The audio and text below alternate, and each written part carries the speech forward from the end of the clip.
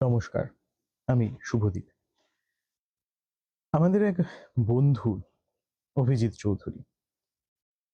তার কথা হঠাৎ আজকে কেন বলছি? ইতিমধ্যে থাম্বনেল দেখে আপনারা মোটামুটি বুঝে গেছেন আজকের আলোচ্য বিষয় স্বাতী ভট্টাচার্যের বক্তৃতা। কিন্তু তার কথা বলার আগে, তার কথা শোনার আগে আমি ২ মিনিট সময় নেব আমাদের বন্ধু অভিজিৎ চৌধুরীর কথা বলার জন্য। এই অভিজিৎ চৌধুরী বিজু, আমার বিজু মামা, তিনি পেশায় ছিলেন এক পুলিশ। পুলিশের উচ্চপদস্থ এক কর্মচারী, এবং পুলিশ যে এত সুন্দর এত ভালো হতে পারে সেই ধারণা আমাদের ছিল না। সাধারণত পুলিশে ছুলে ১৮ ঘা এবং ইত্যাদি ইত্যাদি যে প্রবাদ, সেই প্রবাদকে তিনি ধূলিসাৎ করে দিয়েছিলেন। শঙ্খ ঘোষের সাহিত্যের একনিষ্ঠ ভক্ত, একনিষ্ঠ পাঠক, এবং তার সঙ্গে আমার আড্ডা বিভিন্ন সময়ই জমতো শঙ্খ ঘোষের কবিতা নিয়ে, শঙ্খ ঘোষের লেখা নিয়ে। সাম্প্রতিক কি লেখা বেরিয়েছে শঙ্খ ঘোষের, সেই নিয়ে, এবং কবি সুমনের গান নিয়ে। বিবিধ বিষয়ে তার আগ্রহ। এবং কিরকম মানুষ ছিলেন বিজু? এক আশ্চর্য মানুষ। কিরকম আশ্চর্য? যে ইন্টারভিউ দিতে গেছেন, তিনি চাকরি পেয়েছেন, এবং তার ধারণায় তারই মতো দক্ষ একজন মানুষ, তার বন্ধু, সেই বন্ধু চাকরি পাননি, কিন্তু বিজু চাকরি পেয়ে গেছেন। এই মনোকষ্টে বিজু ভুগেছেন বহু বহুদিন। আমরা হালিশহর বিজ্ঞান পরিষদের পক্ষ থেকে একটা আয়োজন করলাম। কি আয়োজন? যে পুজোর সময় তো বিভিন্ন রকম স্টল বসে, সেখানে আমরা বই রাখবো। এবং এই আগ্রহের মূল ভিত্তি স্থাপন করেছিলেন বিজু। হই হই হই হই করে কলকাতা থেকে অনেক বই তিনি নিয়ে এলেন। বই তো আনা হলো, স্টল সাজিয়ে সেই বই রাখাও হলো, কিন্তু বইয়ের পাঠক কই? পুজোর সময় কে বার বই কেনে? কতজনই বা কেনে? তাও যারা আসছেন এসে উল্টে পাল্টে দেখে নিয়ে চলে যাচ্ছেন, কিন্তু পাঠক আর পাওয়া যাচ্ছে না। পাঠক তাও যা পাওয়া যাচ্ছে, ক্রেতা পাওয়া যাচ্ছে না। এদিকে বিক্রেতারা ভাবছেন কি করি। আস্তে আস্তে দিন ফুরোচ্ছে, আমরা ধীরে ধীরে হতোদ্যম। কি হবে এবার বইগুলো নিয়ে? আমরা হয়তো ভাগ বাটোয়ারা করে নিয়ে নেব, কিনে নেব, বা বিজ্ঞান পরিষদের ঘরে হয়তো থাকবে সেই বইগুলো। এমন সময়ে নবমীর দিন দেখা গেল বইগুলো সব বিক্রি হয়ে গেছে। কোনো এক অজ্ঞাত পাঠক, ক্রেতা, তিনি এমআরপিতে সবকটি বই কিনে নিয়েছেন, এবং আমাদের সন্দেহের তীর যার দিকে, তিনি তখন মিটিমিটি হাসছেন, সেই বিজু মামা। বিজু মামা পরপর কিছু হালি শহরে গাছ লাগালেন সব বন্ধু বান্ধবদের নিয়ে, যে সরকার কি করবে তার উপর ভরসা থেকে লাভ নেই, আমরাই লাগাই। সেই গাছগুলো রয়ে গেছে, হাওয়ায় দুলছে, বিজু মামা নেই। দুরারোগ্য ক্যান্সার বিজু মামাকে কেড়ে নিয়েছে, এবং বিজ্ঞান পরিষদে ওতপ্রোত যে মানুষটি জড়িয়ে ছিলেন, সেই বিজু মামা, তার বড় ইচ্ছে ছিল যে আমরা বিজ্ঞান পরিষদের পক্ষ থেকে বিভিন্ন বছরে আমরা একটা আলোচনা সভা করব, এবং সেখানে আমরা বিভিন্ন মানুষজনকে আমন্ত্রণ জানাবো। তারা যদি তাদের বক্তব্য আমাদের সামনে রাখেন, আমাদেরকে শিক্ষিত করেন, তাদের ভাবনায় আমরা যাতে ভাবতে শিখি, ভাবতে পারি। এই আগ্রহে বিজু মামা বারবার আমাদেরকে প্রস্তাব দিয়ে এসেছেন, এবং হবে, নিশ্চয়ই হবে, আচ্ছা ঠিক আছে দেখা যাক না কোন দিন হবে। এইরকম ভাবে ভাবে আমাদের আমাদের গয়ঙ্গচ্ছ মনোভাবে সেই দিন বিলম্বিত হয়েছে। বিজু মামার দিন ক্রমশ এগিয়ে এসেছিল, ক্যান্সার তাকে কেড়ে নেয়, কিন্তু বিজু মামা আমাদের মধ্যে প্রতিটি কাজে রয়ে গেছেন। বিজু মামার খুব ইচ্ছে ছিল যে, এবং সেই প্রস্তাব নয় যে আমরা করব, মানুষজনকে গিয়ে বলবো, আমন্ত্রণ জানাবো, তা নয়। বিজু মামা একটা লম্বা লিস্ট করে রেখেছিলেন যে তার পছন্দের মানুষরা, যাদের কথা তিনি শুনতে চান এবং আমাদেরকে শোনাতে চান, সেই মানুষদের নামের একটা তালিকা তিনি তৈরি করে গেছিলেন। বিজু মামা চলে গেছেন, বিজু মামা এই মুহূর্তে আমাদের সঙ্গে নেই, কিন্তু তার দেখানো পথে যদি আমরা চলতে পারি, সেই ইচ্ছায় আমরা অভিজিৎ চৌধুরীর স্মারক বক্তৃতা প্রত্যেক বছর তার চলে যাওয়ার পর থেকে প্রত্যেক বছর আমরা আয়োজন করার চেষ্টা করছি হালিশহর বিজ্ঞান পরিষদের পক্ষ থেকে। এবং তিনি যে তালিকা করে গেছিলেন, তার চিকিৎসা করছিলেন, ক্যান্সারের চিকিৎসা করছিলেন তারই খুব প্রিয় একজন মানুষ, ডক্টর স্থবির দাশগুপ্ত। স্থবির দাশগুপ্ত এসেছিলেন আমাদের হালিশহরে 2025 সালের অভিজিৎ চৌধুরী স্মারক বক্তৃতার জন্য। আমরা আমন্ত্রণ জানিয়েছিলাম স্বাতী ভট্টাচার্যকে, বিদুষী পণ্ডিত মানুষ, এবং স্বাতী ভট্টাচার্যের পরিচয় আলাদা করে দেওয়ার প্রয়োজন নেই। সমাজের প্রান্তিক যে মানুষেরা, যারা নিপীড়িত, যারা তাদের নিজেদের অধিকারটুকু হয়তো জানতেও পারেন না, তাদের জন্য লড়াই করে যাচ্ছেন স্বাতী ভট্টাচার্য। এবং মহিলাদের জন্য আলাদা করে বলাটা এই কারণে প্রয়োজন, কারণ সমাজ ক্রমাগত সেই মহিলাদের প্রান্তিক করে দেওয়ার এক চেষ্টা চালিয়ে যাচ্ছে বহু বহু যুগ ধরে। এখনো এই অতি আধুনিক সময়েও তাদের হকের কথা, তাদের দাবির কথা ক্রমাগত যে মানুষটি বলে যাচ্ছেন, এবং শুধুমাত্র বলা নয়, তাদের অধিকার বোঝানো, তাদের অধিকারের জন্য লড়াই করে যাচ্ছেন যে মানুষটি, তিনি স্বাতী ভট্টাচার্য। বিজু মামার খুব ইচ্ছে ছিল যে স্বাতী ভট্টাচার্য একদিন হালিশহরে আসবেন, তিনি তার ভাবনা আমাদের সঙ্গে শেয়ার করবেন এবং তার ভাবনায় আমরা সমৃদ্ধ হব। এবং স্বাতী ভট্টাচার্য এসেছিলেন 21শে সেপ্টেম্বর 2025 সালে হালিশহরে। এবং কলকাতা থেকে তিনি যে এতটা দূরের পথ তিনি যে এসেছেন, আমরা তার কাছে কৃতজ্ঞ। এবং যে সময়টুকু তিনি আমাদেরকে দিয়েছেন তার জন্য আমরা তার কাছে ঋণী রইলাম। আমরা এখন শুনে নেব স্বাতী ভট্টাচার্যের বক্তৃতা, এবং বক্তৃতার বিষয় ছিল নারী শক্তি, নারী মুক্তি এবং সমকালের পর্যালোচনা।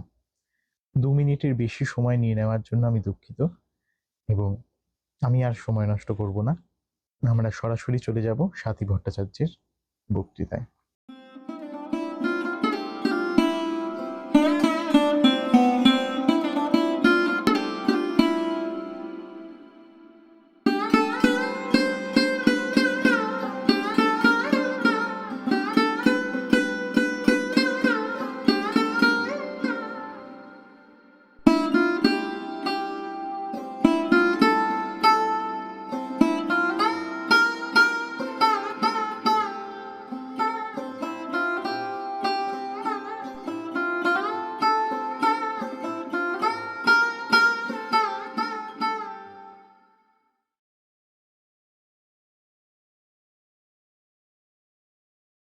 এটা আমরা সবসময় সহজে বুঝতে পারি না, মানে বলে না যে যেটা হাতের কাছে আছে তার মূল্যটা মানুষ সবসময় বোঝে না।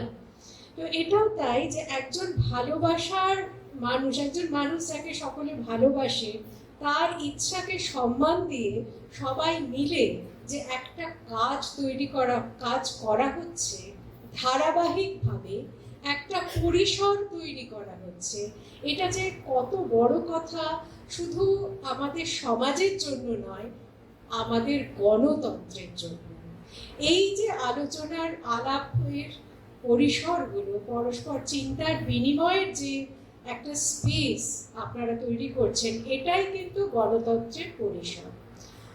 যদিও এটা প্রথমে বলবো যে এত সুন্দর গণসঙ্গীতের পরে এবং রবীন্দ্রসঙ্গীতের পরে শুধু এরকম কথা শুনতে আপনাদের কতটা ভালো লাগবে আমি জানি না।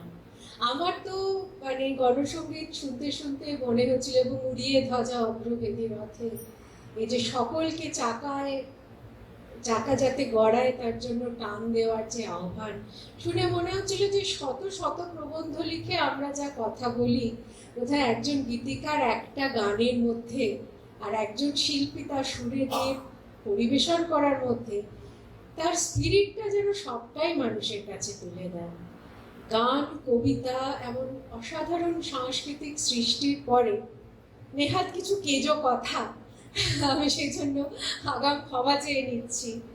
আর বোর হলেই বলবেন যে ভাল লাগছে না, আমি তাহলে থেমে যাব।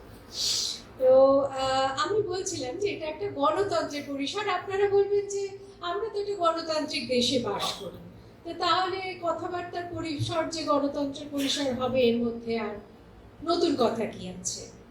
কিন্তু আমরাই জানি, আমরা প্রতিদিন অনুভব করি যে দেশটা গণতান্ত্রিক শাসন ব্যবস্থার মধ্যে থাকলেই যে সমাজ গণতান্ত্রিক হবে, পরিবার গণতান্ত্রিক হবে, রাজনীতি গণতান্ত্রিক হবে, এমন কথা নেই। আজকাল আমরা জানি যে বহু পরিসর যেখানে অনেক মানুষ মিলিত হন, সেখানে শুধুমাত্র সমর্থনের দাবি থাকে, প্রশ্নহীন সমর্থনের দাবি থাকে। প্রায়ই আমরা দেখি যে দলীয় রাজনীতি এই জায়গায় চলে এসেছে। টিভিতে দেখেন না, কেউ পরস্পরের কথা শুনছেন না, সকলে আরো একটু গলা চড়িয়ে নিজের কথাটা বলে যাচ্ছে। সেখানে শুধুমাত্র সমর্থনের প্রত্যাশা, সেখানে আলাপ আলোচনার কোনো পরিসর নেই। আরেকটা আছে সমঝোতার পরিসর। জিএসটি 18% করা হলো, সবাই চেঁচালো না 0% করতে হবে, বললো আচ্ছা ঠিক আছে 8%। চা বাগানে 20% বোনাস চাওয়া হলো, মেয়েরা বললো দিত, গত বছর 8% করে দিল, মেয়েরা প্রচন্ড রিলে অনশন করলো, আচ্ছা 16%। এর মধ্যে ঠিক ন্যায় নৈতিকতার বিচার নেই, এটা চাপ দিয়ে দরদস্তুর করার একটা ব্যাপার। কিন্তু এর উল্টো দিকে, এটা হচ্ছে বাজারের পরিসর, রাজনীতির পরিসর একটা, সমর্থনের, বাজারের পরিসর সমঝোতার। তার বিপরীতে হলো গণতন্ত্রের পরিসর, যেটা হচ্ছে সম আলোচনা। সমালোচনা বললে আমরা ভাবি নিন্দে করা, আজকাল সেটাই মনে করা হয় যে ও আমার সমালোচনা করছে মানে ও আমায় খারাপ বলছে। কিন্তু আসলে সমানভাবে আলোচনা, দুজন মানুষ একই জায়গায় বসে যে আলোচনা, সেই যে সমালোচনা, এই যে বিচার বিতর্ক, আমি একটা কথা বললাম, তুমি সেটা শুনলে, তুমি তোমার কথাটা বলে, এবং আমি ডিসএগ্রিমেন্ট সেটাই প্রত্যাশা করবো। আমি আশা করবো যে তুমি আমার সঙ্গে যদি একমত হও, তাহলে আর আলোচনা এগোবে কি করে। ভিন্ন মতকে ওয়েলকাম করতে পারা, স্বাগত জানানো, এটাই হচ্ছে গণতন্ত্রের পরিসর। আপনাদের মনে আছে নিশ্চয়ই যে প্লেটোর রিপাবলিক শুরু হচ্ছে যে সক্রেটিস গিয়েছেন এথেন্স থেকে খানিকটা দূরে একটা বন্দরে, সেখানে সেদিন পুজো, মেলা, নানা রকম উৎসব, বিনোদন, সবকিছু শেষে উনি যখন ফিরছেন, তখন দুজন জওয়ান ছেলে, যারা বস্তুত ওনার খুব ভক্ত, কিন্তু ছদ্ম রাগে আর কি তার পথ আটকে বলছে, সক্রেটিস শোনো, তোমার সামনে দুটো উপায় আছে, হয় তোমাকে আমাদের যুদ্ধে হারিয়ে এথেন্সে ফিরতে হবে, আর না হলে তুমি যদি যুদ্ধে হেরে যাও, তাহলে তোমাকে আজকে এখানেই থাকতে হবে। আসলে তাদের ইচ্ছে হচ্ছে যে সক্রেটিস তাদের বাড়িতে থেকে যাক, আর কি সারা রাত গল্প গুজব হোক। কিন্তু কথাটা তারা এভাবে বলছে যে হয় আমাদের হারিয়ে তুমি চলে যাও, আর না হলে তুমি যদি হেরে যাও, তাহলে তোমার এখানে থাকতে হবে। তখন সক্রেটিস বলছে যে না, শোনো, আরেকটা তৃতীয় পথ আছে, I can persuade you to let me go. আমি তোমাকে বুঝিয়ে বলতে পারি যাতে তুমি আমাকে যেতে দাও। অর্থাৎ হারা আর জেতা, এই যে দুটো বিকল্প, এর কোনোটাই গণতন্ত্রের বিকল্প নয়। এই যে তৃতীয় পথ, আমি তোমায় বোঝাতে পারি যাতে তুমি আমার সঙ্গে সহমত হও, এটাই হচ্ছে গণতন্ত্র। বা এটা খুব রিমার্কেবল যে প্লেটো নিজে ডেমোক্রেসিকে খুব খারাপ একটা ব্যবস্থা বলে যদিও দেখিয়েছিলেন, কিন্তু ওনার একেবারে রিপাবলিক বা স্টেট, রাষ্ট্র নিয়ে চিন্তার যে একেবারে সূচনা, সেখান থেকেই আমরা পারসুয়েশনের কথাটা পাই, যেটা আধুনিক গণতন্ত্রে হচ্ছে কথাবার্তার গণতন্ত্রে প্রধান সূত্র। যে এসো আমরা এমনভাবে কথা বলি যাতে আমরা সহমত না হই, এমনকি আমাদের যদি আদর্শগত বিরোধও থাকে, তাহলে আমরা অন্তত কোনো একটা কার্যসূচিতে সহমত হই, যে হ্যাঁ এখন আমাদের ভূমি সংস্কার দরকার, কি হ্যাঁ এখন আমাদের নারী নিরাপত্তার জন্য অমুক আইনটা আনা দরকার, অথবা আমাদের কৃষক আইন প্রত্যাহারের জন্য আন্দোলন দরকার। এই যে সহমতের জায়গা, কিন্তু এখন আমরা কেবলই দেখছি বয়কট, সংসদেও বয়কট হচ্ছে, বিধানসভাতেও বয়কট হচ্ছে, পঞ্চায়েতেও বয়কট হচ্ছে, আলোচনার পরিসরটাই তৈরি হচ্ছে না। এটা খুব ইন্টারেস্টিং যে আমাদের নবজাগরণ যখন শুরু হয়েছিল, আপনারা জানেন যে মোটামুটি রামমোহন রায় যখন কলকাতায় এসে পাকাপাকিভাবে বাস করা শুরু করেন, সেই 1815 বা 16 সাল, এটাকে বলা হয় বেঙ্গল রেনেসাঁসের সূচনা। তো এই সময় পরে, তার ঠিক পর থেকে রামমোহন পরপর অনেকগুলো তার যে রচনা, তার মধ্যে দেখুন কয়েকটা নাম: উৎসবানন্দ বিদ্যাবাগীশের সহিত বিচার, এটা হচ্ছে রচনার শিরোনাম। ভট্টাচার্যের সহিত বিচার, গোস্বামীর সহিত বিচার, সুব্রহ্মণ্য শাস্ত্রীর সহিত বিচার, কায়স্থের সহিত মদ্যপান বিষয়ক বিচার। এই যে বিচার, এটা বস্তুত মানে বিচার বলতে আমরা যা বুঝি, নট জাজমেন্ট, কিন্তু বিচার করে দেখা ভালো মন্দ, ঠিক বেঠিক, কল্যাণকর অথবা জনকল্যাণের বিরোধী। এমনকি সংবাদ সহবরণ, যেটা নিয়ে আমরা সবচেয়ে বেশি জানি যে উনি কাজ নিয়ে আমরা রামমোহনকে মনে রেখেছি, সহবরণ বিষয়ে প্রবর্তক ও নিবর্তকের সংবাদ। এখানে সংবাদটা কিন্তু নিউজ অর্থে নয়, এখানে সংবাদ হচ্ছে যে সমবাদ অর্থাৎ বাদানুবাদ যে হচ্ছে সেটার বিবরণ। পাদ্রী ও শিষ্য সংবাদ। কেন এগুলো কথা আমাদের আজকে মনে রাখা গুরুত্বপূর্ণ? যে সময় আধুনিক ভারতের সূচনা হচ্ছে, তাকে তো ভারত পথিক বলা হয়। যিনি পথ দেখাচ্ছেন তিনি গোড়াতেই কিসের পথ দেখাচ্ছেন? না, সেটা হচ্ছে বিচারের পথ, যে এসো আমরা কথা বলি, আমরা কথার মাধ্যমে ঠিক বেঠিক ঠিক করি। এখন এই যে কথা বলা, এইটা হচ্ছে এই যে সবাই মিলে কথা বলা, এই যে ধরে নেওয়া হচ্ছে, এর মধ্যে একটা অ্যাজাম্পশন আছে যে সবাই সমানভাবে কথা বলতে পারে, সমবাদ, একইভাবে সমানভাবে কথা বলে, সম আলোচনা, একই সঙ্গে কথা বলে। কিন্তু আপনি ভেবে দেখুন তো, সত্যি কি সমাজে সবাই সমানভাবে কথা বলতে পারে? সবার কি, আমরা কি বলি না ছোট মুখে বড় কথা?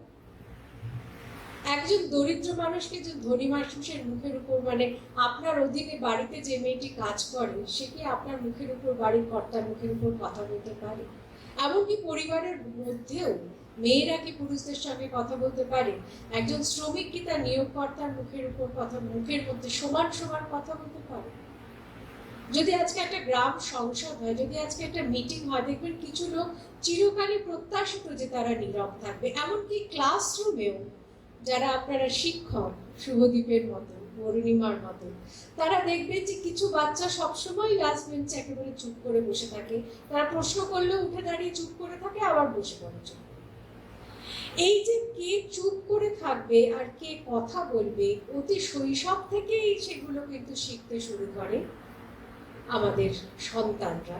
এবং আমরা যত বড় হই তত আমরা মানে এই নীরব থাকা, রবীন্দ্রনাথ রক্তকরবীতে বলছেন, চুপ করে থাকাটাও সর্দার শুনতে পায়। যদি চুপ করে থাকা সমালোচনা হয় তাহলে তাতেও ভয় আছে।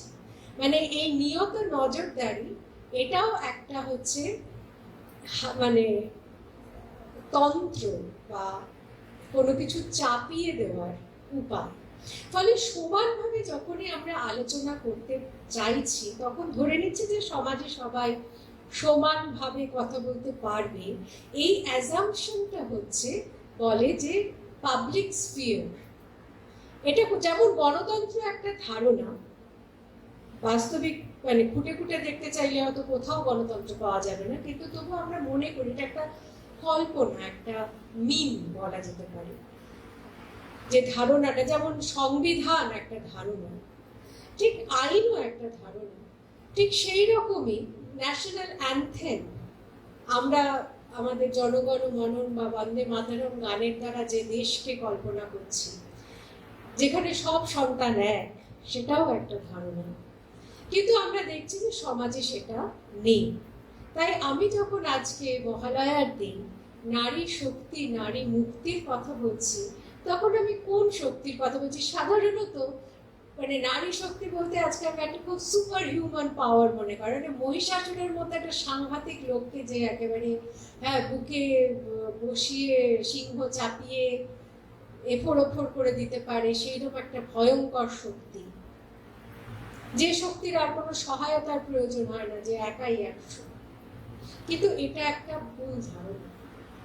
আমি মনে করবো যে এই ধারণার মধ্যেও একটা কোথাও একটা মানে ইমপ্র্যাকটিক্যালিটির মধ্যে একটা কোথাও মানে একটা বিদ্বেষও আছে, যা স্থিতাবস্থাকে ধরে রাখতে চায়। তাই নারী শক্তি হচ্ছে যে যে ধরনের অসাম্য এখন স্বাভাবিক বলে মনে করা হয়, নিয়ম বলে মনে করা হয়, সেই ধরনের অবস্থা থেকে বেরিয়ে আসার যে শক্তি প্রথমত, এবং সেটা শুধু মানে বাইরের লড়াই নয়, সেটা অন্তরেরও লড়াই। আজও বহু মেয়ে বলেন যে যদিও বহু আগে 1956 হিন্দু সাকসেশন অ্যাক্ট পাস হয়েছিল, উত্তরাধিকার আইন, জানিয়ে রামমোহন লড়াই করে গেছেন প্রথম থেকে। আমরা সতীদাহটা দেখি, কিন্তু সতীদাহর মূল কথা হচ্ছে যে সম্পদের, পারিবারিক সম্পত্তির উত্তরাধিকার থেকে মেয়েদের বঞ্চনা করা, এইটা উনি দেখিয়েছিলেন। তো সেই কথাটা যদি আমরা মাথায় রাখি, তাহলে আমরা বুঝতে পারবো যে আজকেও কিন্তু হিন্দু সাকসেশন অ্যাক্ট হওয়ার এত বছর পরে যদি মেয়েদের জিজ্ঞেস করা হয় যে তোমার বাবার সম্পত্তি তুমি দাবি করনি কেন বা তুমি নিচ্ছ না কেন, সে বলে আমি এত খারাপ মেয়ে নই যে আমি আমার বাবার সম্পত্তি নেব। এবং মেয়েরা দেখবেন প্রায় মানে খুব হেসে হেসে বলে আমার বড় ভাই আজকে আমার ভীষণ বকেছে। মানে নিজেকে সে যে সমান, এই সমানের ধারণাটা তার নিজের মধ্যেও তাকে এখনো সম্পূর্ণ কালটিভেট করে ওঠা হয়নি। তাকে যেটা শেখানো হয়েছে বা যেটা সে দেখেছে সেটা সে মেনে নিয়েছে। মনের মধ্যে নিরবধি শিকল গড়ার কারখানা। তো ওই শিকলটা মেয়েরা অনেকটাই মনের মধ্যে নিয়েছে, যার জন্য সে পুতুল খেলার নোড়ার মতো এখনো নিজেকেও একটা পুতুল মনে করে। আর সেই সঙ্গে যে মেয়েরা মানে উত্তরোত্তর, আমি আমার চারদিকে যে শ্রমজীবী মেয়েদের দেখি, যারা কিন্তু নিজের শক্তি সম্পর্কে সচেতন, যারা হয়তো জীবিকার জন্য মরিয়া হয়ে উঠেছে বলে সে সমান ভাগ চাইছে, নিজের উৎপন্ন জিনিসের সমান দাম চাইছে, বাজারে সমান ভালো জায়গায় বসার অধিকার চাইছে, সমান কাজের জন্য সমান মজুরি চাইছে, সমান প্রশিক্ষণ চাইছে, প্রমোশন চাইছে। এই প্রমোশন যে কত মেয়ে ছেড়ে দেয় শুধু যাতে তার বদলি না হয়, পুরুষ কোনোদিন ছাড়ে না। কিন্তু আমি একের পর এক ব্যাংকে নারী দিবসের অনুষ্ঠানে গিয়ে দেখেছি যে এই মঞ্চ থেকে ব্যাংকের কর্তারা মেয়েদের বলছেন যে আপনাদের অনুরোধ করছি আপনারা প্রমোশনগুলো নিন, মেয়েরা খুব ভালো ব্যাংকার হন, আমরা চাই আপনারা এমডি পদে যান। কিন্তু মেয়েগুলির সঙ্গে যখন আমি মুখোমুখি কথা বলছি, তারা বলছে না আসলে বুঝতে পারছেন তো আমার শাশুড়ি অসুস্থ, আসলে কি জানেন তো আমি কনসিভ করার চেষ্টা করছি, আসলে কি জানেন তো আমার ছেলেটা বড্ড ছোট। এই প্রতিটা জিনিসই কিন্তু মানে একটি মেয়ে ইন্টারনালাইজ করে নেয় যে তার সমানাধিকার আসলে প্রাপ্য নয়, কারণ সে মেয়ে। এই আমরা এটাকে বলি মাদারহুড পেনাল্টি, মাতৃত্বের জরিমানা, এবং সেটা দেওয়া একটি মেয়ের নিজের কর্তব্য বলেই মনে করে। ফলে সেও ভিতর থেকে মানে বোঝে যে একটা অসাম্য হচ্ছে, একটা অবিচার হচ্ছে, বিশেষ করে যে সংসারের জন্য সে এত করলো, সেই সংসার যদি তাকে মূল্য না দেয়, যদি বলে তুমি আর সারাদিন কি করো, যদি বলে এ তো সবারই করার কথা, এর মধ্যে আর বলার কি আছে, তখন সে নিজের প্রতারিত হওয়ার একটা অনুভব তার মধ্যে খুব খুব তীব্র হয়। কিন্তু সে এটাও বুঝতে পারে যে এই যে না পাওয়া তার অনেকখানি, সে না পাওয়া, সে অভাবের নির্মাণে কিন্তু সে নিজেও একটু হাত লাগিয়েছিল, কারণ সে নিজেও সরে এসেছিল, নিজেকে যথেষ্ট সবসময় মেয়েরা অ্যাসেপ্ট করতে পারে না। কিন্তু আমি আজকে বলছিলাম সেই মেয়েদের কথা যারা অ্যাসেপ্ট করতে চেয়েও যখন চাইছে তখন সাংঘাতিকভাবে সমাজের কাছে বাধা প্রাপ্ত হচ্ছে। এর শুরু হচ্ছে একেবারে শিক্ষা দিয়ে। আপনারা জানেন যে যখন 1949 সালে প্রথম আমাদের 1849 সালে প্রথম আমাদের মেয়েদের স্কুল স্থাপন হলো কলকাতায় প্রপারলি, তার আগে ছোট ছোট চেষ্টা মিশনারিরা বা অন্যরা করেছিলেন। কিন্তু যখন বেথুন স্কুল তৈরি হলো তখন ঈশ্বরচন্দ্র নিজে লিখে দিয়েছিলেন গাড়ির গায়ে, মেয়েদের স্কুল বাসই বলবো, ঘোড়ায় টানা বাস। উপনিষদের মন্ত্র যাতে বলা হয়েছিল যে কন্যা সন্তানও পুত্রের মতোই যত্নের সঙ্গে পালনীয়। এটা হচ্ছে সাম্যের একেবারে গোড়ার কথা, যে বাবা মা দুজনেই পুত্র এবং কন্যাকে সমান দৃষ্টিতে দেখবে।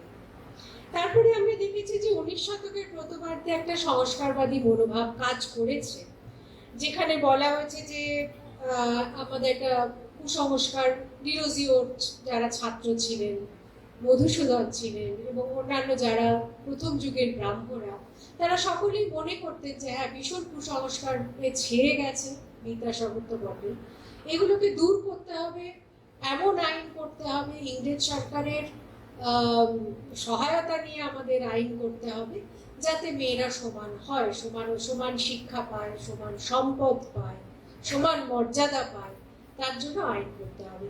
কিন্তু 19 শতকের একটু যে শেষের দিকটা, 70-এর দশক 80-এর দশক, এখানে আমরা এসে দেখছি একটা জাতীয়তাবাদী মনোভাব তৈরি হচ্ছে।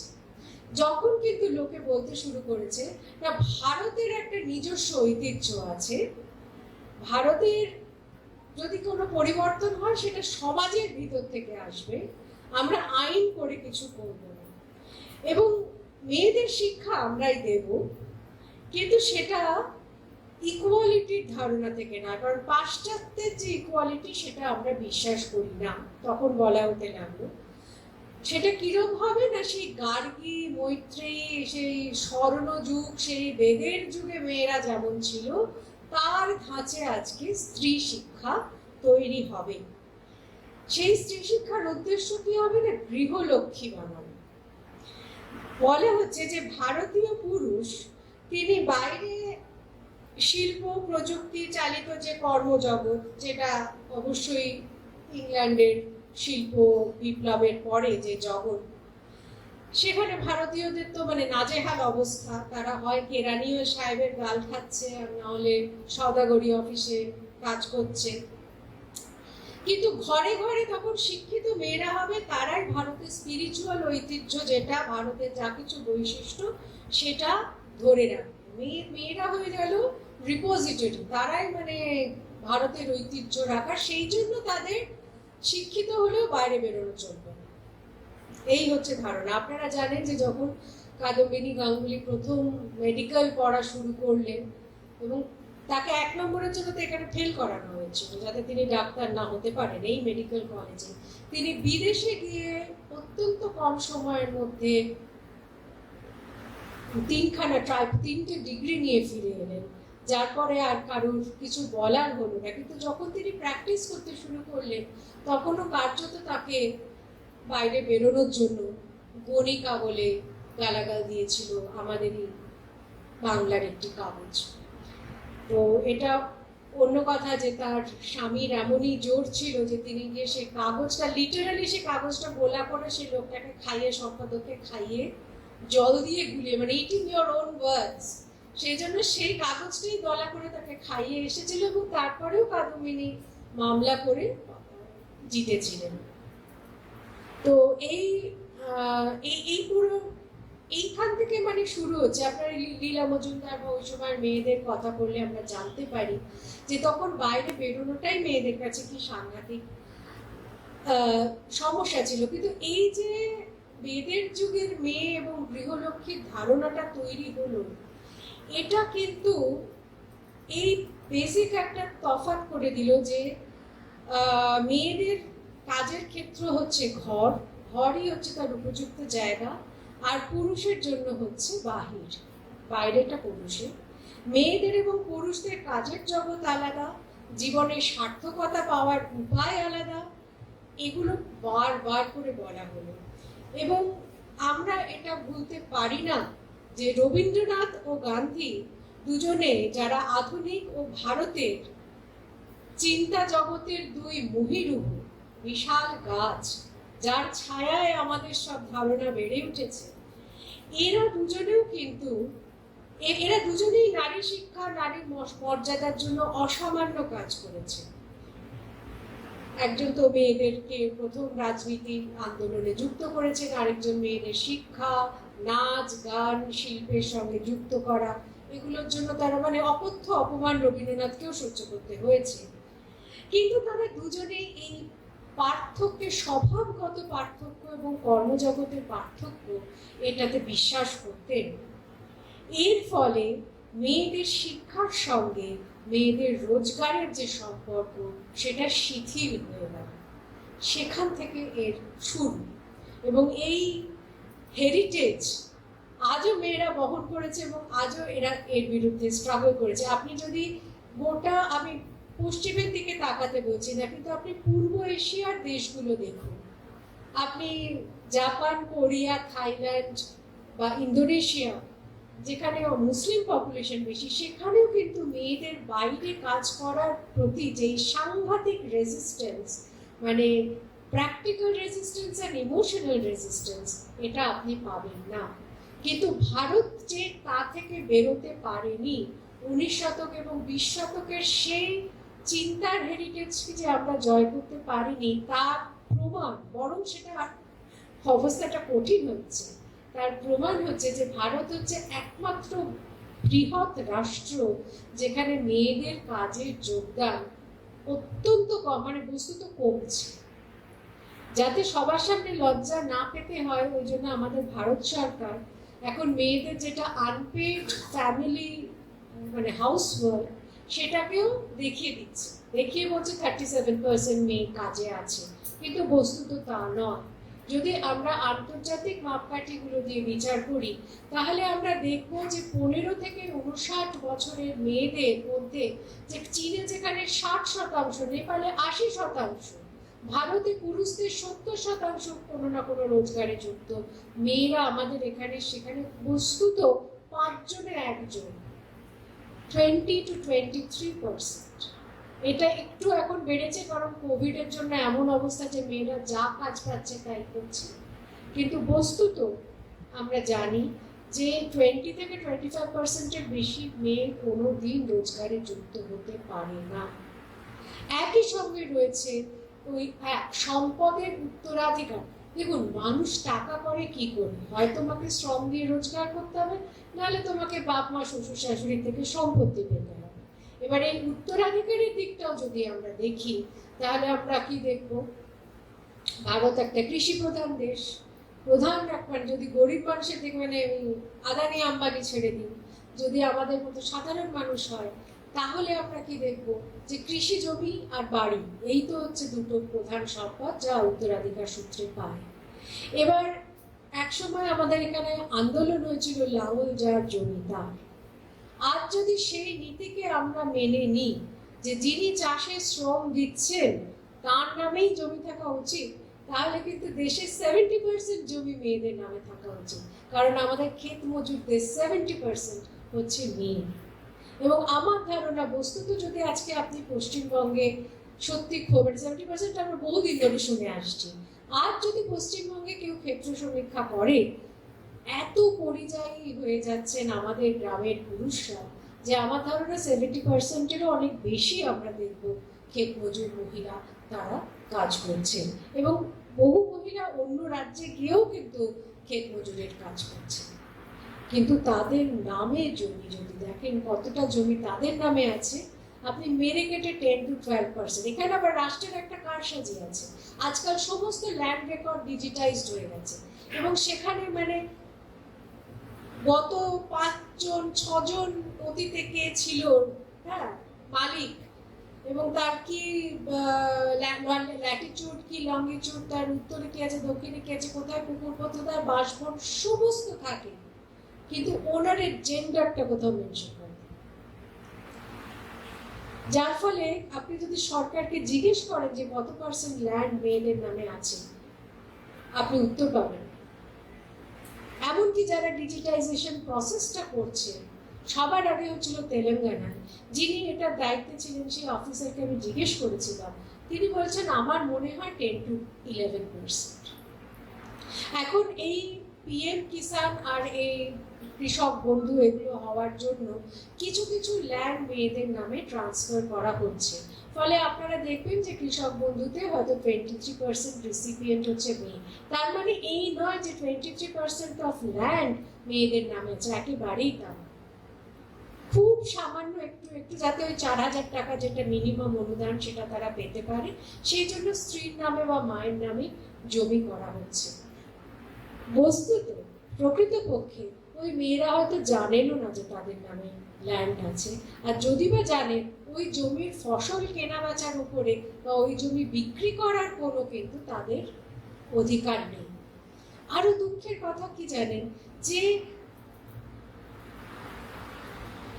মেয়েদের নামে পাট্টা বাড়ি যখন দেওয়া হয়, সরকার থেকে যখন বাড়ি দেওয়া হয়, তখন মেয়েদের নামে পাট্টা দেওয়া হয়। এতে অনেকে মনে করেন যে এটা তাহলে মেয়েদের খুব সিকিওর হয়ে গেল, যে আচ্ছা তাহলে এটা তার নিজের নামে বাড়ি, কিন্তু আসলে যৌথ পাট্টা দেওয়া হয়। এবং এর ফলে কিন্তু মেয়েদের বাড়ি থেকে বার করে দেওয়া, মানে কোনো রকম ডোমেস্টিক ডিসপিউট হলে মেয়েদের বাড়ি থেকে বার করে দেওয়ার যে হার, সেটা কমেনি। কারণ তারা বলে বাড়ি তোমার নামে হলে কি হবে, জমি তো আমার নামে, জমি তো তোমার নয়। এর ফলে মেয়েদের যে বিপন্নতা, সেটা শুধু আর্থিক বিপন্নতাও নয়। আমি একটা খুব ইম্পর্টেন্ট রিসার্চ আপনাদের সামনে তুলে ধরতে চাই, বিশেষ করে যারা আপনারা একাডেমিক ফিল্ডে জড়িত আছেন তারা একটু দেখবেন। বীণা আগরওয়াল কেরলে একটা স্টাডি করেছিলেন, যেখানে উনি দেখেছিলেন এই আমাদের আর্লি 2000s এই সময়, যেখানে উনি দেখিয়েছিলেন যে কৃষি জমি এবং বাড়ির মালিকানার সঙ্গে ডোমেস্টিক ভায়োলেন্স অর্থাৎ গার্হস্থ্য হিংসা এর সম্পর্ক কি। উনি পেয়েছিলেন যে যেখানে কৃষি জমি অথবা বাড়ি কোনো কিছুই মেয়েটির নামে নেই, সেখানে গার্হস্থ্য হিংসার ইনসিডেন্স হচ্ছে 49%, মানে প্রায় অর্ধেক। যেখানে মেয়েটির নামে কৃষি জমি আছে সেখানে 19%, যেখানে শুধু বাড়ি আছে সেখানে 11%, যেখানে জমি এবং বাড়ি দুটোই আছে সেখানে 7%। তাহলে ভাবুন যে কোথায় 49% আর কোথায় 7%। তার মানে ভাবুন যে নিজের শ্রমের মালিকানা, অর্থাৎ মানে উত্তরাধিকার সূত্রে বাড়ি বা জমি না পাওয়া, বা নিজের শ্রমের টাকা নিজে জমাতে পেরে, খরচ করতে পেরে জমি কিনতে পারা বা বাড়ি কিনতে পারা, তার সুযোগ থেকে ডিপ্রাইভড হওয়ার জন্য একটা মেয়ে নিয়মিত মানে মারধর খাচ্ছে, গালাগাল খাচ্ছে, ইমোশনাল অ্যান্ড ফিজিক্যাল অ্যাবিউজ।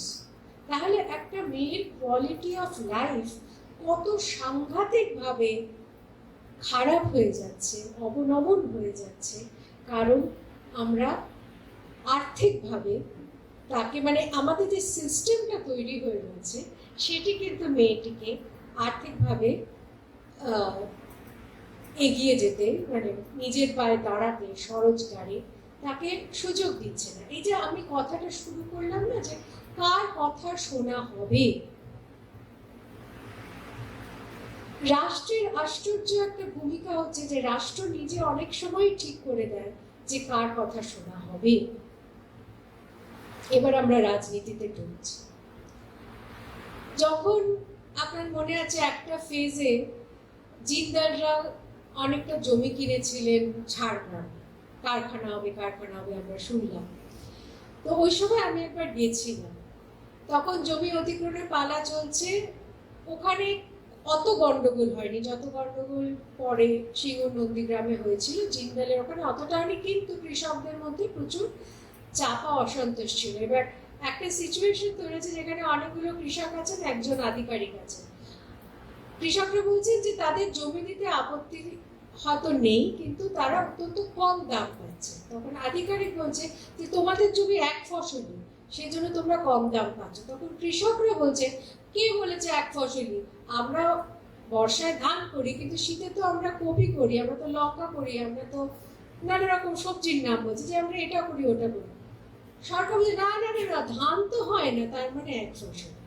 মানে সরকার ফসল, দেখুন ফসলের সংজ্ঞাটা কি এবং এক ফসলি জমি বহু ফসলি জমির সংজ্ঞা কি, এটা যেহেতু সরকারই ঠিক করতে পারছে, চাষি যে জীবিকা নির্বাহ করছে সে ঠিক করতে পারছে না, সেই জন্য জমির সংজ্ঞানে সরকারি চাষির কথা সেখানে কোট আর কোট, চাষিরা বলেন আমাদের কথা অ্যালাউ নেই, তাদের কথা সেখানে কোনো মর্যাদা নেই।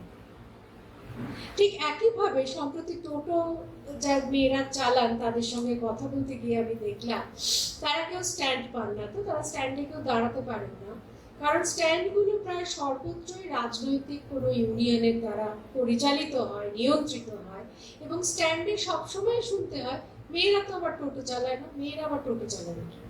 এবার সে মেয়েটিও তো 5 বছর ধরে টোটো চালিয়েছে, যেন টোটো চালিয়ে তার বাচ্চাকে ক্লাস 5-এ পড়াচ্ছে, কিন্তু তার কথা সেখানে মান্যতা পাচ্ছে না। এইভাবেই রাজনীতি নির্ধারণ করে দেয় যে কথার মূল্য কার কতটুকু।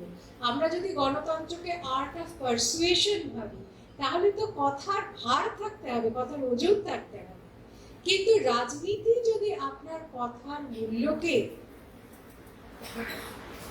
অবমূল্যায়ন করে দেয়, যদি বলে তোমার নোট অচল, তোমার জিনিসের বিক্রি হবে না, তাহলে তো আপনি গোড়াতেই মার খেয়ে গেলেন।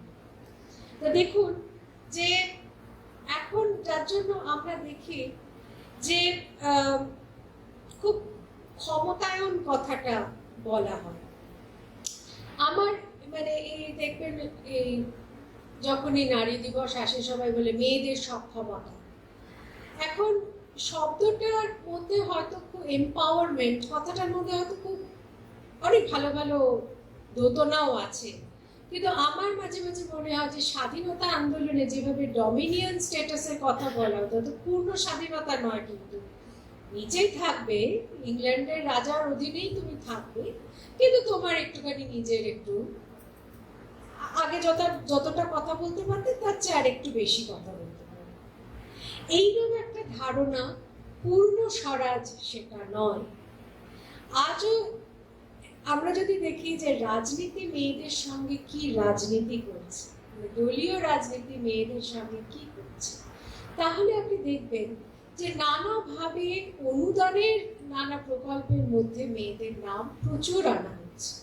হয়তো অনেক রাজ্যের চেয়ে আমাদের রাজ্যে একটু বেশি আনা হচ্ছে, কিন্তু প্রায় সমস্ত রাজ্যেই দেখবেন যে নানাভাবে মেয়েদের অনুদান দেওয়া একটা প্রকল্প চলেছে। এর মধ্যে যে খারাপ কিছু আছে কি?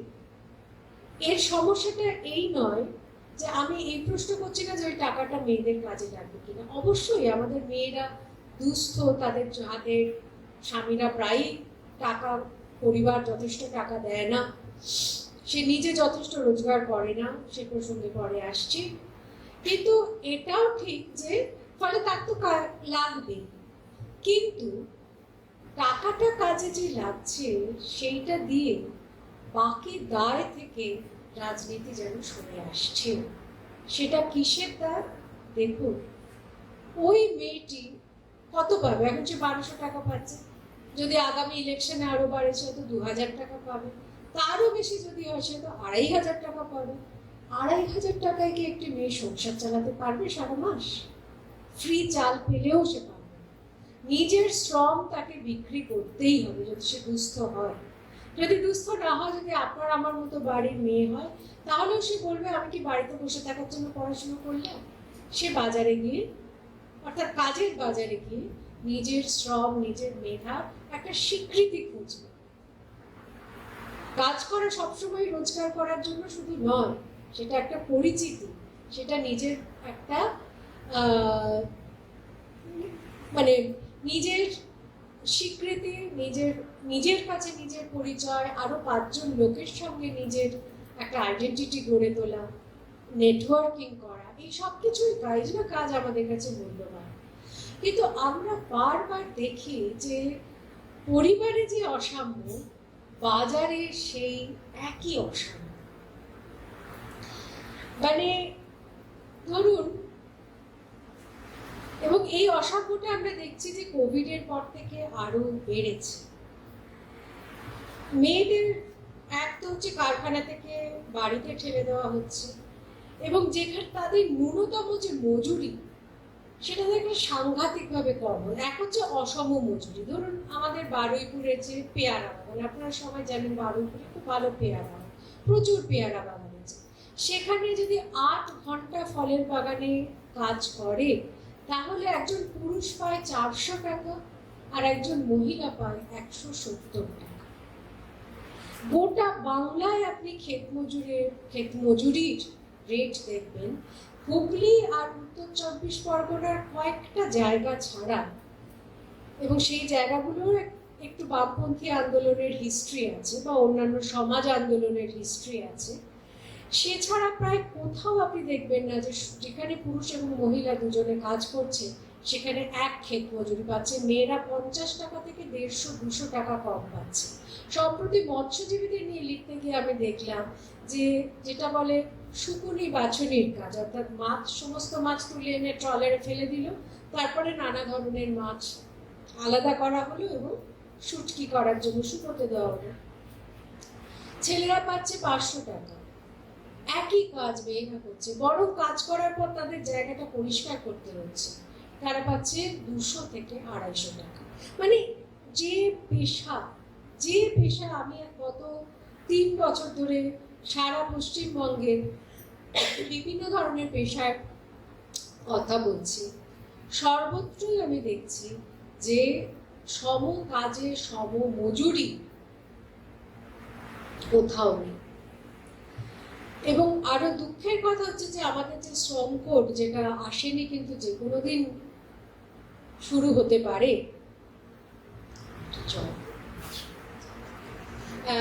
সেখানে আমরা দেখেছি যে সমকাজে সমমজুরি উঠে গেছে।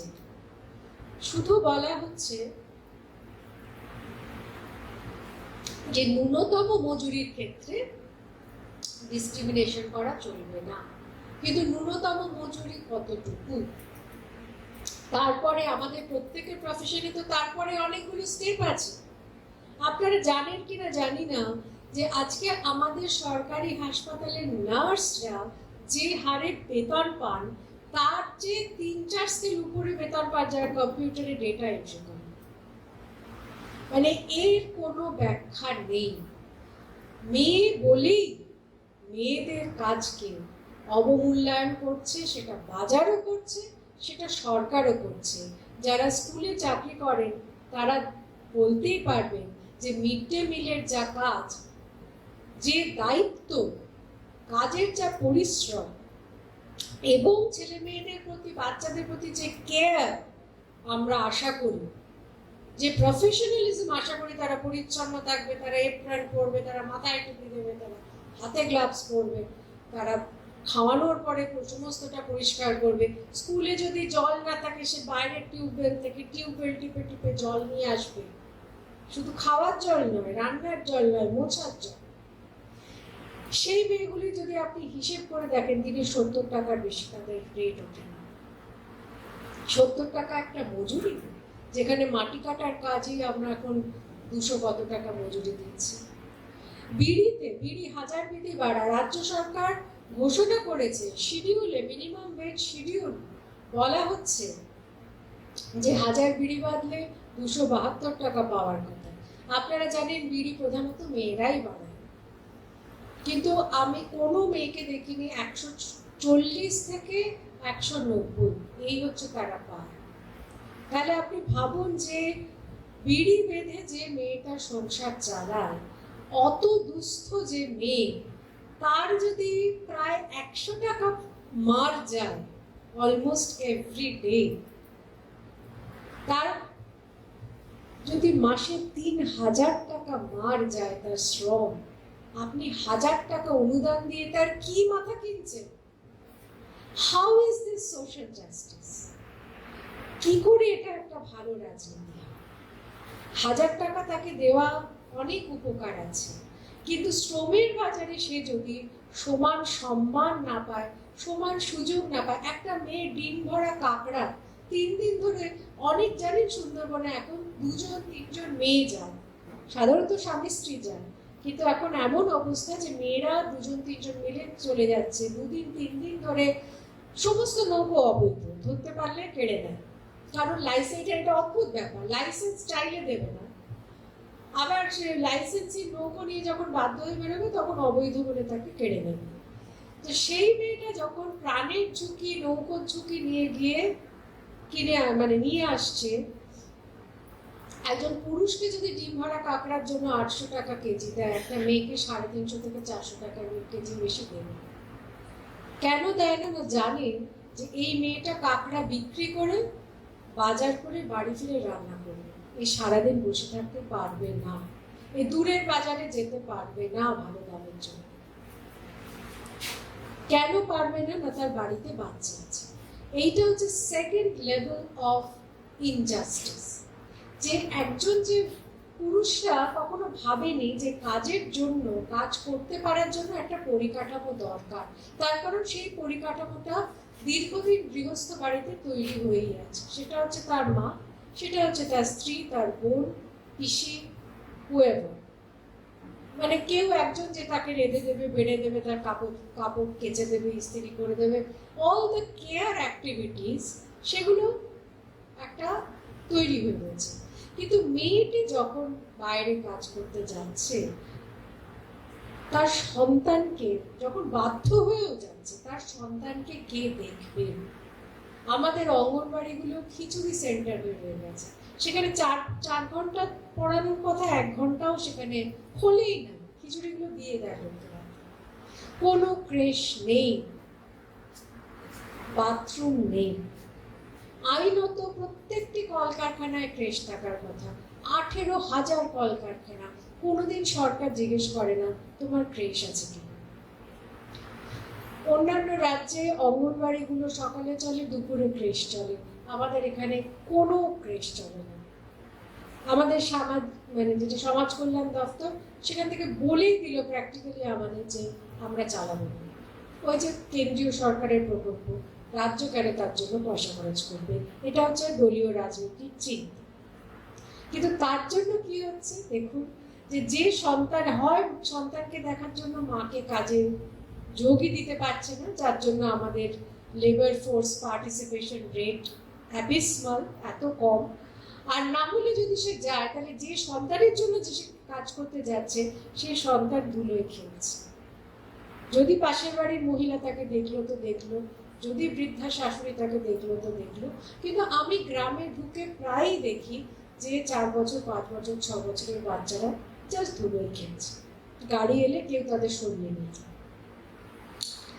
আমাদের যে 42% ম্যালনিউট্রিশন চিলড্রেন, একটা 3 বছরের বাচ্চা কি খায় যে তার ওজন কম হয়, যে তা অ্যাফোর্ড করতে পারে না একটা ফ্যামিলি, যে ফ্যামিলি শ্যাম্পু স্যাশে কিনছে, মোবাইলে টক টাইম কিনছে, সে একটু চাল আর একটু আলু সিদ্ধ খাওয়াতে পারে না? তা নয়, এটা হচ্ছে টাইম পভার্টি। মা এত বেশি কাজ করছে কারণ তার রোজগার এত কম যে সামান্য রোজগার করতে তাকে অনেকটা কাজ করতে হয়, সেই জন্য সে বাচ্চাকে সময় দিতে পারে। আপনারা যারা শিশুকে মানুষ করেছেন, প্রত্যেকের ধারণা আছে যে একটা বাচ্চাকে খাওয়াতে কতটা সময় লাগে, সেই সময় মা দিতে পারছেন না।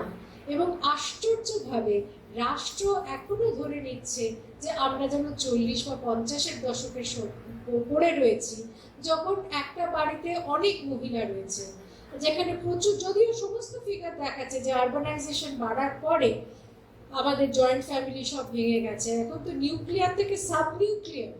সেদিন একটা আশ্চর্য কথা শুনলাম, কালচারাল সিঙ্গেল মাদার। এবার বলছে যে অ্যাকচুয়াল সিঙ্গেল মাদার আর কালচারাল সিঙ্গেল মাদার। আমরা বললাম তার মানে কি? তো বলছে যে অ্যাকচুয়াল সিঙ্গেল মাদার হচ্ছে যারা বিধবা বা যাদের ডিভোর্স হয়ে গেছে, আর কালচারাল সিঙ্গেল মাদার হচ্ছে যে সে টেকনিক্যালি বিবাহিত কিন্তু তার স্বামী হয় পরিযায়ী, অথবা স্বামী মাতাল পড়ে থাকে, কোনো কাজ করে না, মেয়েটিকে টাকা দেয় না, বা মেয়েটিকে বাড়ি থেকে বার করে দিয়েছে। তাহলে আজকে যদি আপনি পশ্চিমবঙ্গের পরিযায়ী শ্রমিকের যে বলছে না 26 লক্ষ, কিন্তু অ্যাকচুয়ালি 50 থেকে 70 লক্ষ এরকম একটা কথা ধরা হচ্ছে।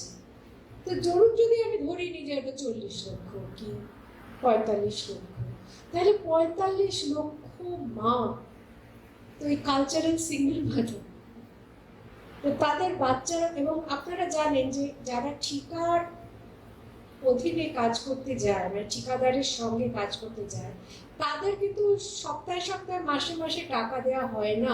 তারা যখন বাড়িতে ফেরে তখন তাদের ঠোক টাকাটা দেওয়া হয়। ফলে দৈনন্দিনের টাকা কিন্তু প্রায় সময় মেয়েটিকে রোজগার করতে হয়।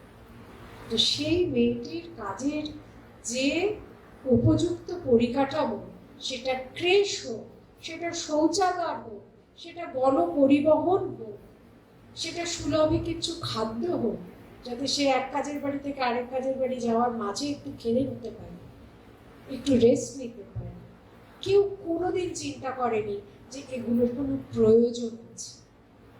এবং এই মানে এই যে সম্প্রতি একটা সমীক্ষায় ধরা পড়লো যে হাওড়া স্টেশন, যেখানে 9 লক্ষ লোক প্রতিদিন 9 লক্ষ লোক প্রতিদিন কাজ করে, মানে যাতায়াত করে, তো সেখানে 19টা বাথরুম আছে মেয়েদের জন্য।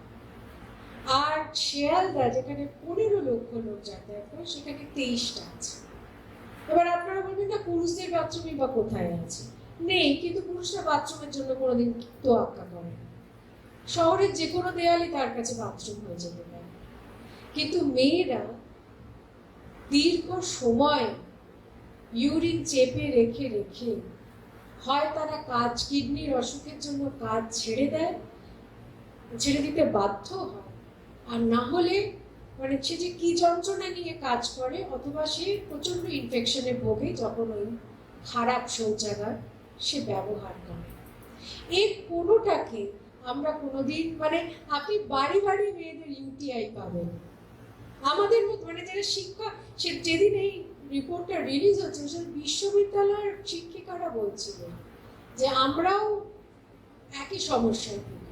যদি দূরপাল্লার বাসে উঠে বাস এমন জায়গায় নিয়ে গিয়ে দাঁড় করায় যেখানে মানে কোনো টয়লেট, তো এই যে মানে কাছাকাছি কোনো পেট্রোল পাম্প নেই, তো এই যে সমস্যাগুলো, এগুলো যে সংকট, এই সংকটগুলো এগুলোকে দেখতে রাজনীতি শেখেনি, এমনকি ট্রেড ইউনিয়নগুলোও শেখেনি।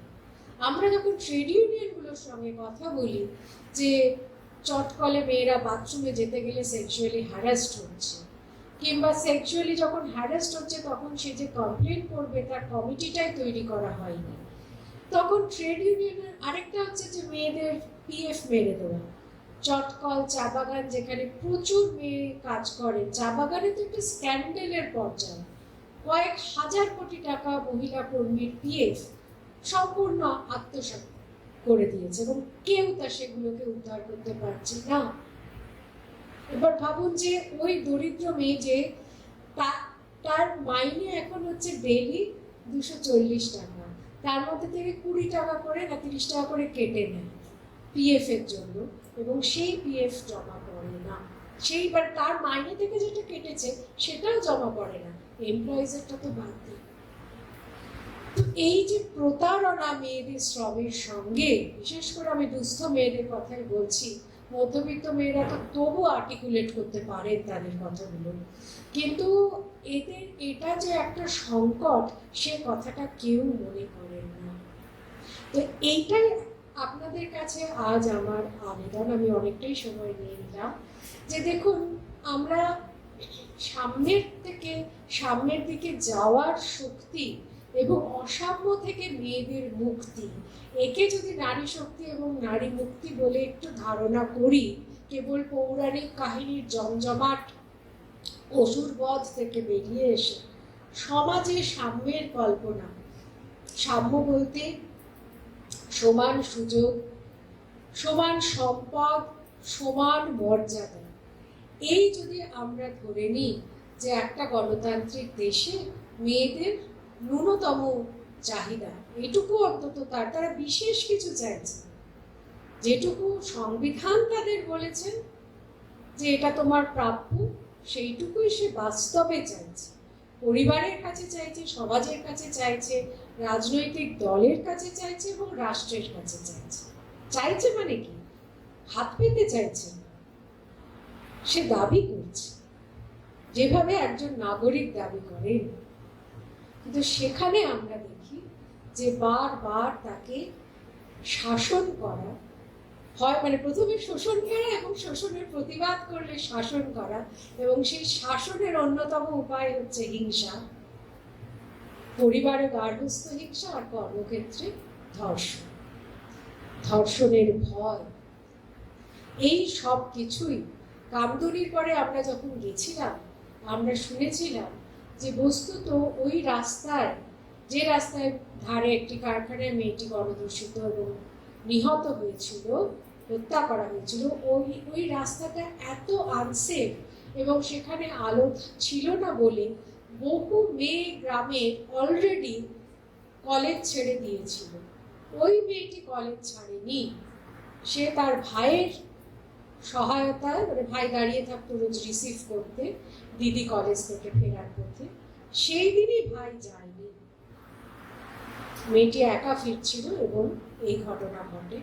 এবং আমার সমাজকর্মী বন্ধুদের মাধ্যমে জানি যে বহুদিন সেই ছোট ভাই ঘুমোতে পারেনি রাতে, শুধু এই কথা ভেবে যে সে সেদিন ঘুমিয়ে পড়েছিল, যেতে পারেনি, সেই জন্য তার দিদি প্রাণটা চলে গেছে। তো এই মানে শোষণের উল্টো পিঠ যেখানে হিংসা, সেখানে একজন মেয়ে কিভাবে সামনে আসবে?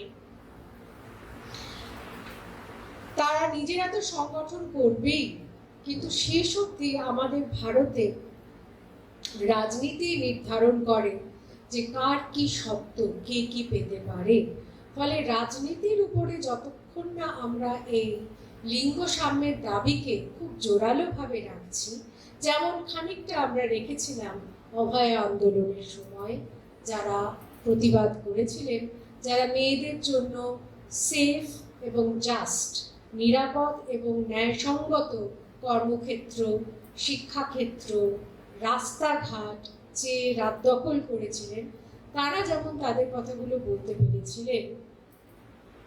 হয়তো কোনো কাজেই ইমিডিয়েটলি কিছু হয় না, সঙ্গে সঙ্গে সবকিছু পরিবর্তন হয়ে যাবে এটা আমরা আশা করতে পারি না, কিন্তু পরিবর্তনটা যে দরকার। অনেকেও যে তো হলো না, করলে তো কি হলো। স্বাধীনতা আন্দোলন কতদিন লেগেছিল, কতবার কত মানুষকে জেলে যেতে হয়েছিল।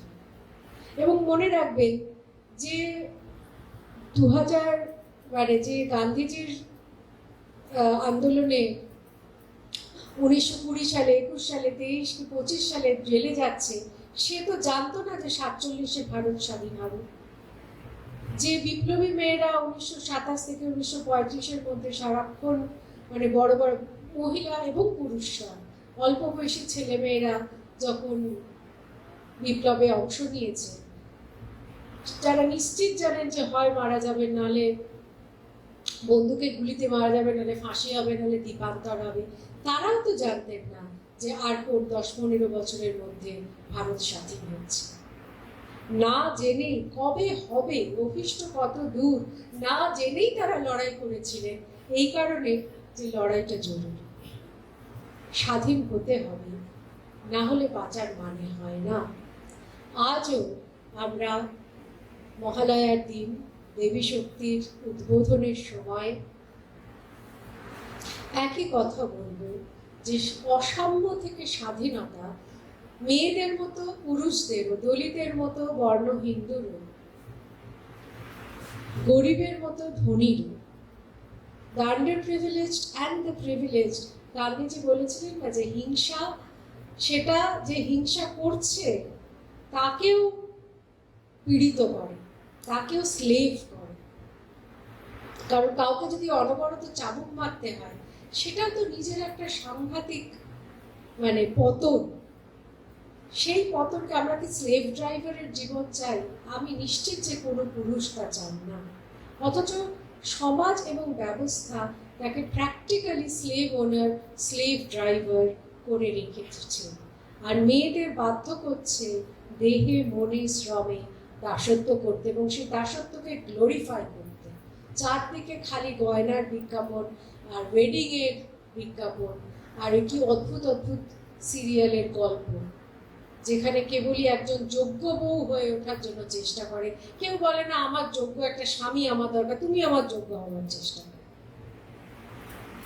তো এই ধরনের অযোগ্যতাকে পেরিয়ে যদি আমরা সাম্যের যে স্বাধীনতা, সাম্যের যে মুক্তি, সমান মর্যাদার স্বামী স্ত্রী ভাই বোন বন্ধু সবাই একসঙ্গে থাকার মধ্যে যে মুক্তির যে আনন্দ, আমার মুক্তি ধুলায় ধুলায় ঘাসে ঘাসে, সেটা একজন ব্যক্তির নয়, সেটা বস্তুত সমষ্টির মুক্তির মধ্যে দিয়েই ব্যক্তির মুক্তি সম্ভব।